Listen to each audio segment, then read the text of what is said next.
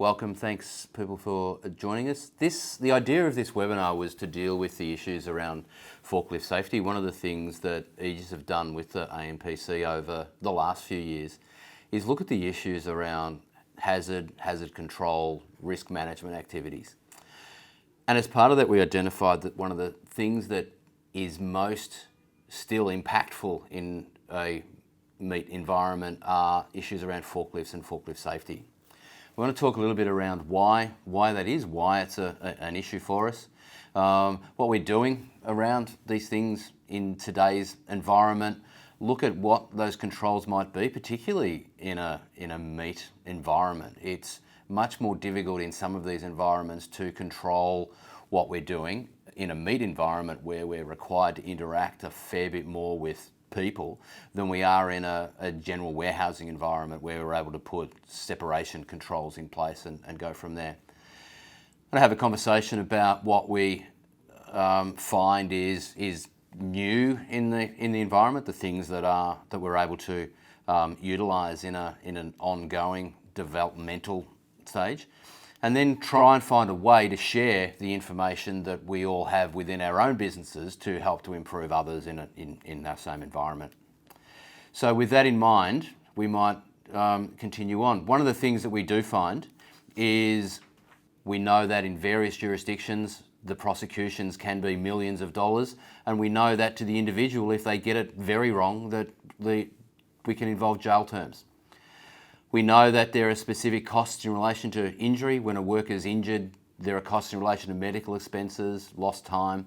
We know that those claims impact on our premium in whatever jurisdiction it is. They impact in different ways in different jurisdictions, but we know, in the simplest of terms, that claims result in increased workers' compensation premiums. Then there are the soft costs. We know that in a number of instances, we'll just lose productivity. We know that in the event of an injury, we lose productivity. We've got to stop the activity that we were doing. We stop the work that was being undertaken with that forklift. That generally means that we might have to stop what's happening around that. If we're using a forklift to take product off the end of a line, well, we can't continue to have that line operating if we can't remove the finished product at the end. But then we also have the issue of people standing around talking about it. It might be as a result of just having conversations about what had happened. There are issues around the lost time in investigating issues. We then know that there are issues around the loss of employees. An employee gets injured, that's generally going to be one of our experienced employees, and then we lose the capability of that employee as we go. What we might do now is to take a minute to just watch a short video around that identifies some of those issues that we face in a forklift environment.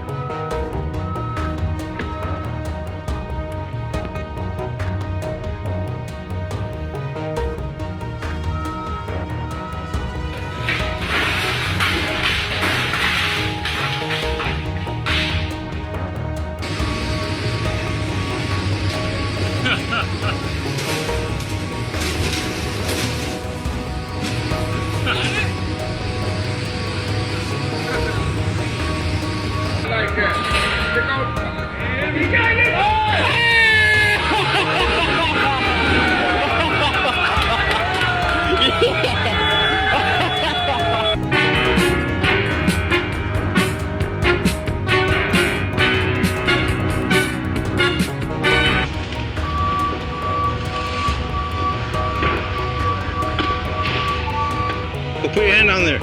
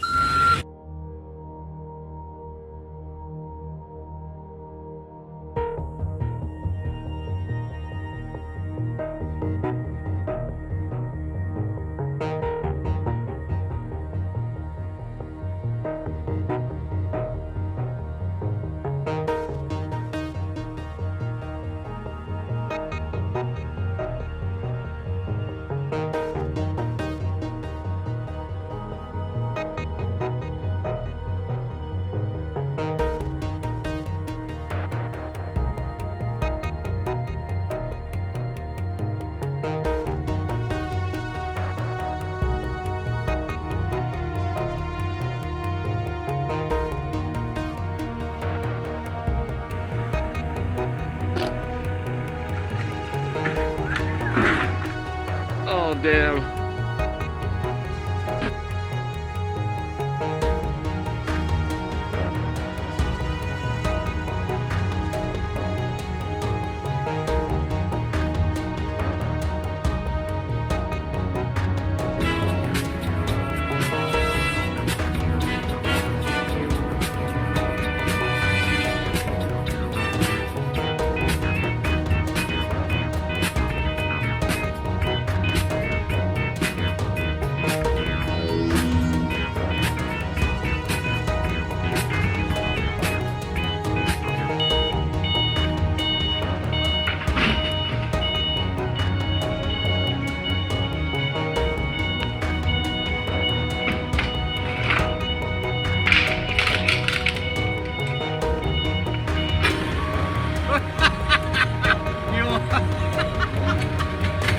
What do you want me to do with you?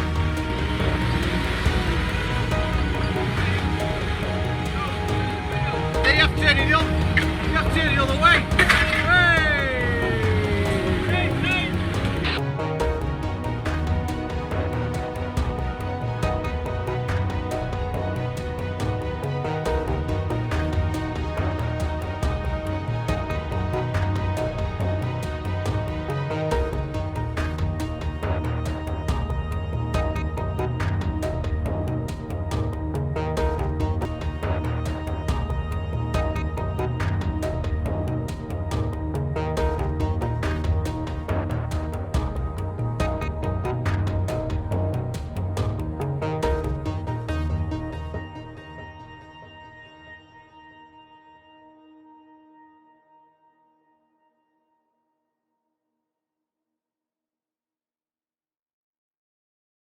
Historically, things haven't always been taken as seriously as they are now. We know that as prosecutions and compliance measures by the state authorities continue to increase, we know that we need to be more cautious in what we do.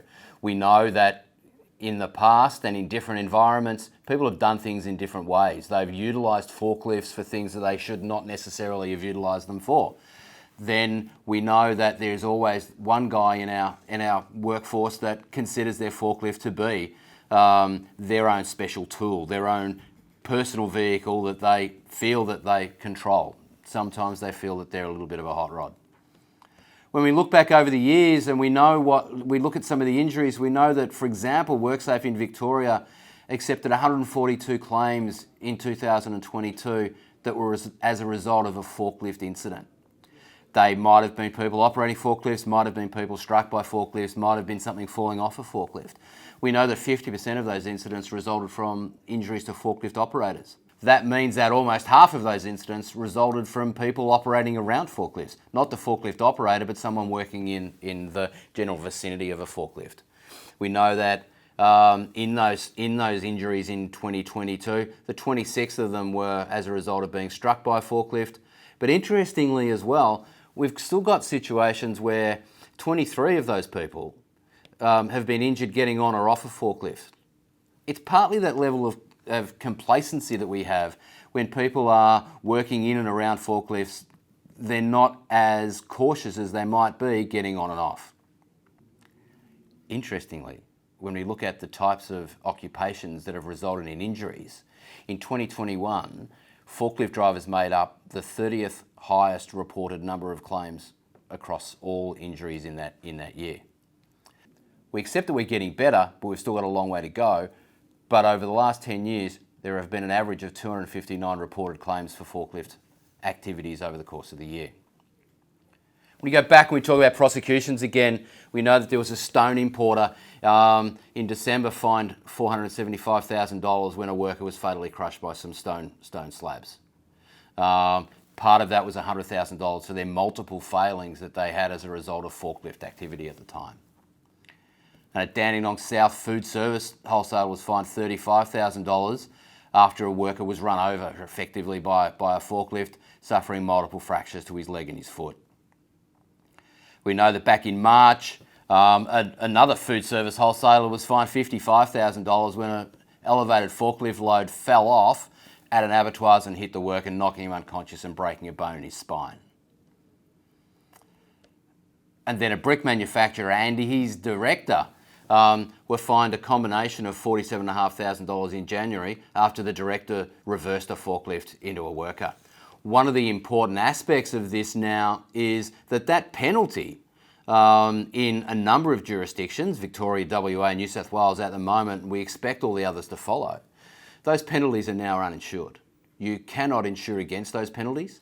And in addition, the organisation is unable to indemnify any individual as a result of that. So if I get fined as an individual, that fine's on me, and I've got to go home and explain to my wife why I've got a $50,000 fine as a result of something that I didn't do right.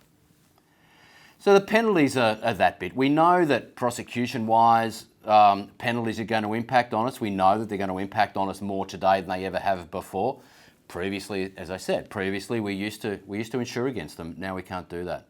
We know that we take a massive productivity hit when we are involved in a prosecution. It's not just the issues that occur at the time of the injury, but we've then got to invest time. We've got to invest our senior managers' time, everybody within the workplace, putting together the evidence to defend that prosecution, and then spend time in court. And for anybody who has spent any time in court defending a prosecution, it's not a pleasant place to be, even when you think you got it right. And it's also important to note that everybody that is prosecuted is named.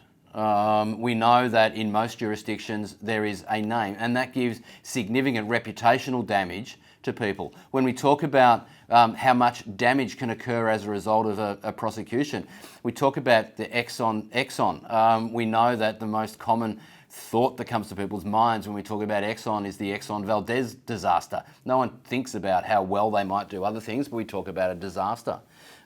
We talk about the greatest cruise ship that was ever built, ever launched, the Titanic. We don't think about how grand it was, how wonderful it was. We think about what went wrong, and we think about the operators as a consequence.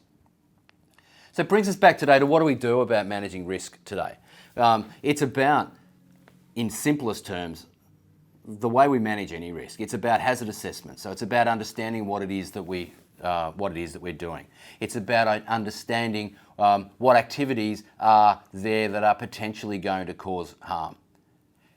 It's then about controlling those risks. It's about understanding what the hazards are and finding a means to control them.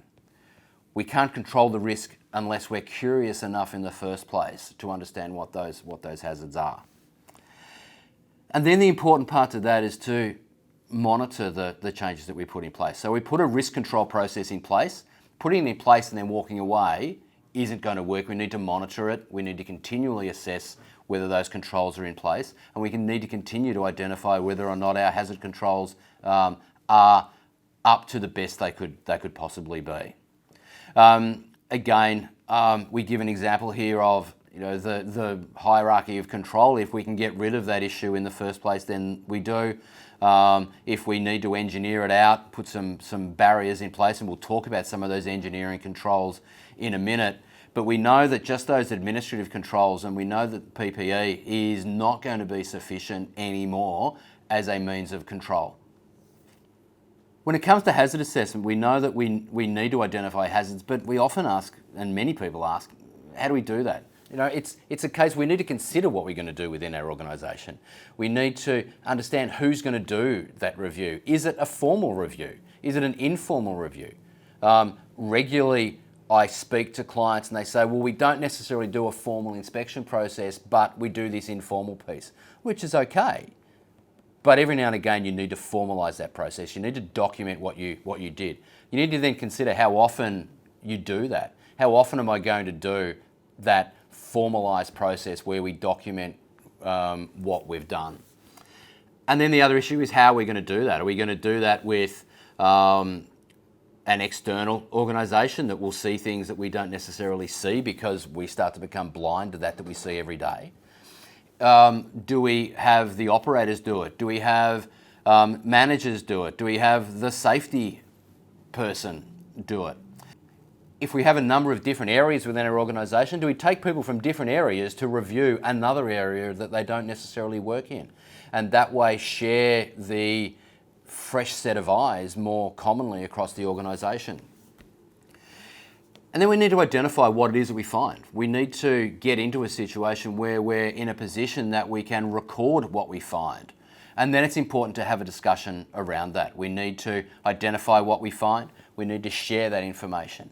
Importantly, one of the things that I find in organisations that have multiple sites across multiple locations, one of the things that doesn't happen enough is the sharing of information between those organisations or between those different sites.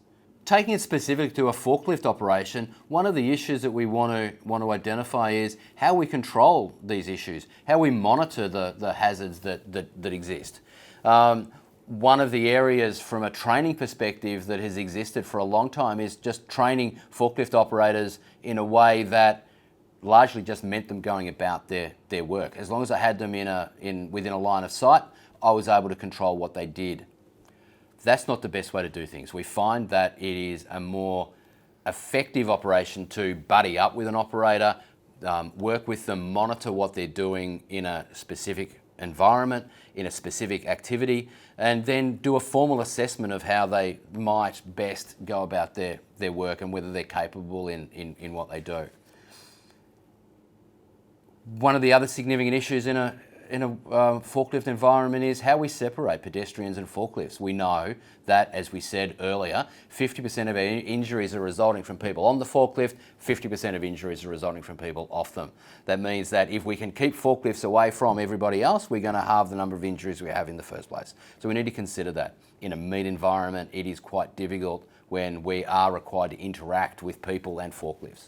So we'll talk about how we might do that later. Whereas in a warehouse environment, we can often put fixed steel barriers between our people and our forklifts. So we've got less likelihood of them coming into place. We'll talk about some other controls as we go. On the screen now, we've got a basic risk control process that I'm not going to walk all the way through right now, but it's there for you to consider as you go. But it's about ensuring at the beginning that our operators are qualified, that our operators are competent, and then finishing in a process where we finish the end of the shift effectively and we don't just leave forklifts in an environment where they might become more damaged. If we look at risk control procedures, we know that one of the first issues that we face is around that equipment. We know that we need to provide training and information for operators in relation to all aspects of that forklift truck. And it's not just simply acceptable to say that the guy's got a license so he knows how to drive it. Many forklifts are different. Many of them operate in slightly different ways, and unless you're comfortable with that forklift, you can't be expected to be an expert in it. Yes, we want people to wear the appropriate PPE, and we want to make sure that if they're changing gas bottles or batteries or the like, that they're under control. But we also want to be really insistent on the way people get on and off forklifts. We know that in an environment where there's a lot of rehandling of product, where someone's picking and then jumping on and off forklifts, we want to make sure that they are getting on and off forklifts in a safe and sensible way. We identified earlier that a number of those injuries are as a result of people getting on and off forklifts, so we can control that we are better off. We need to do pre-start inspections of our forklifts and the attachments. That's just a requirement. We want to make sure that we've got that in place. We want to have controls around fuel handling, storage of the forklift, changing batteries, charging, all of those things, where we store forklifts, what we do with keys, and what we do with keys is a really important piece. One of the important things is to make sure that only people that are authorised by you to operate forklifts within your facility are able to operate them, which might mean that you take keys out of them, or you have a swipe pad, or you have a keypad. But leaving keys in a forklift is fraught with danger. We need to make sure that we understand the weight that the forklift is capable of handling, and that we are well aware of the weights that are on the pallet or whatever it is that we're moving. And we need to make sure that the work area that the forklifts are operating in are safe, that we've got ridges at the edge of docks, that we've got warning signals around where we need to be, that we're operating on a reasonable incline and can go from there. The environment, as I was just saying, is really important. We need to have specific zones. We need to have zones for loading and unloading. We need to have situations where the driver of the truck that is being unloaded moves away into a specific area. If we have specific areas for specific things, we can park our truck there, we can put our driver in a safe place, and the forklift operator is in a position to be able to work in a manner that is safe and unrestricted. We know that we need to have appropriate pedestrian paths as much as possible in a load-out area. We want to keep people away and we want to control them. We know that a painted walkway is not necessarily going to keep a worker safe if a forklift decides to cross it, but we do know that when we do have zones painted, forklift operators are going to be expecting people to potentially be within that area and will take more care as a consequence. And finally, one of the significant things that we need to do is, when we have that traffic management plan, when we have entry points for vehicles, loading, we have areas that are designated for load and unload areas, that traffic management plan is shared with people and they all understand it. We know that historically what we would do is put a flashing light on a forklift, have a beeper when it was reversing. That was good in its day. But now what we tend to find is that we've got flashing lights everywhere, beepers, and it becomes more confusing. We know that people whack signs up anywhere and everywhere. As the slide on the screen shows, we've got all sorts of signs. We're going to have signs anywhere and everywhere, and then we start to get lost by, you know, the classic song about signs everywhere, a sign. When we have too many signs in a workplace, we start to ignore them and they become invisible and we don't notice them anymore. As we progress further today, we know that we've got signs, we've got warning areas. We know that we have situations where there are designated safety zones that travel with the forklift. As we can see, we've got bright lights projecting onto the ground, and that identifies how far away a worker needs to be from that forklift.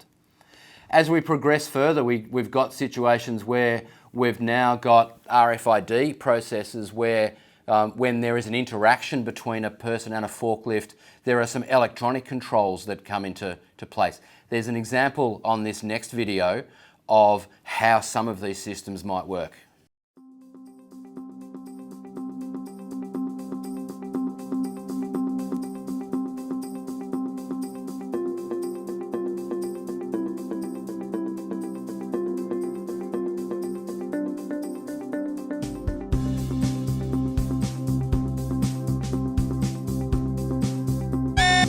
Look out, person near you.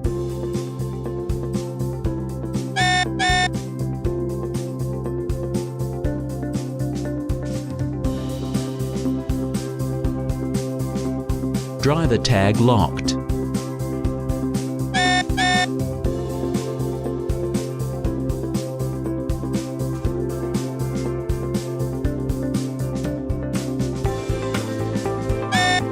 Look out, person near you.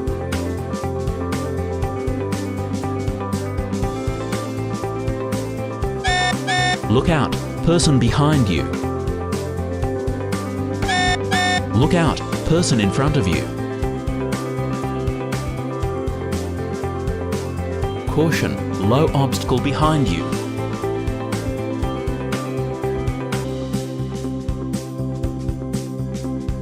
Speaker muted.